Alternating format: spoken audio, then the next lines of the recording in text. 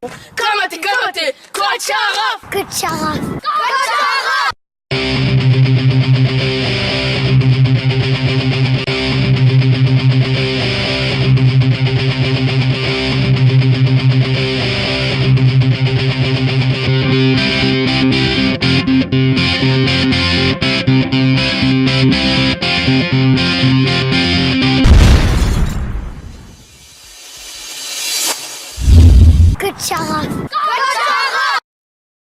Salut à tous, c'est Coach Sharaf, bienvenue dans cette petite vidéo numéro 2 pour parler des qualités d'un bon préparateur technique. Dans la première vidéo, nous avons parlé de la première des qualités selon moi, c'est-à-dire la maîtrise de ce qu'on enseigne. Ici, nous allons parler de la deuxième qualité selon moi, qui est tout simplement l'expérience.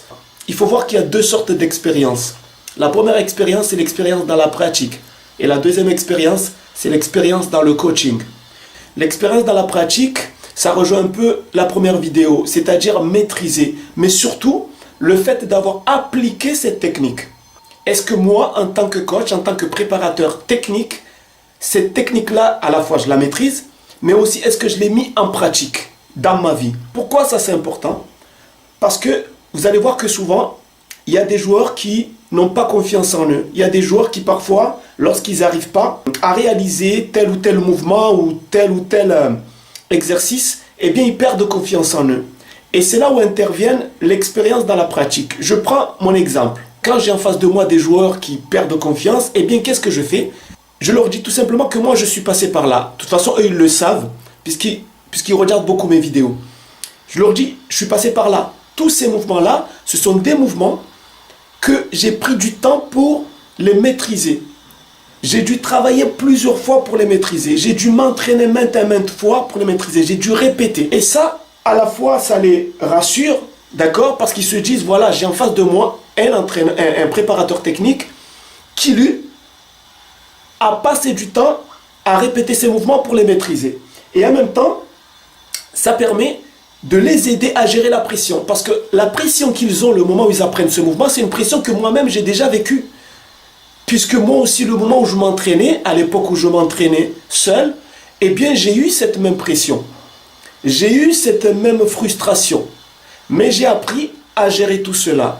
Et donc je peux à la fois les rassurer, pour leur faire comprendre que voilà, c'est normal, moi je suis passé par là, mais en même temps, leur donner les astuces pour pouvoir gérer cette pression.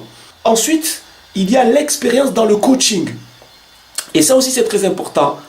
D'abord, je me suis coaché moi-même. Donc, j'ai eu cette expérience de comment se maîtriser, comment s'entraîner seul, comment se coacher. Et ça fait 5 ans à peu près que je coach les autres.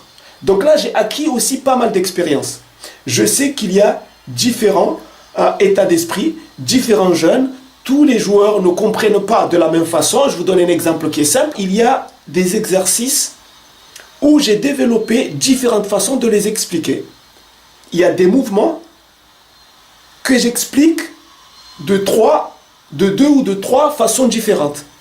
Parce que j'ai remarqué dans mon expérience en tant que préparateur technique, j'ai remarqué que tous les joueurs ne comprennent pas les choses de la même façon. Comme je l'ai souvent dit, il y a des joueurs qui sont visuels, d'autres qui sont plutôt auditifs, et même ceux qui sont auditifs, ils ne comprennent pas toujours la chose de la même façon, les explications de la même façon. Donc j'ai développé différentes façons d'expliquer, et tout ça je les ai mis en pratique pendant ces 5 ans, et aujourd'hui j'ai cette expérience en tant que coach.